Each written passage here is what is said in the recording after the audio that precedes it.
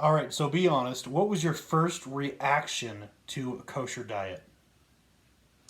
Well, on my first reaction, really, all I knew about it was don't eat pork and don't eat shellfish. And I never really cared that much for pork anyway.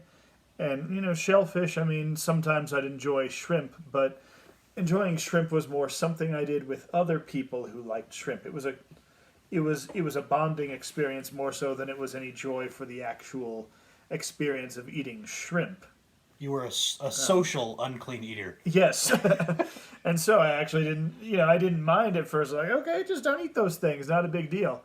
I started having trouble when I found out that also meant I couldn't have fried calamari dipped in marinara sauce or unagi sushi because eel doesn't have fins and scales. That got a little rougher, but I mean, there's this idea really, and I actually, of all things, heard it in a video game before I found similar ideas being spoken of in actual philosophy and in the Bible, which is this idea that if you train yourself to resist a small temptation that has small consequences, as you're training yourself to resist it, if you slip up, the consequences of slipping up are not as drastic as say if it was a bigger temptation with much bigger consequences.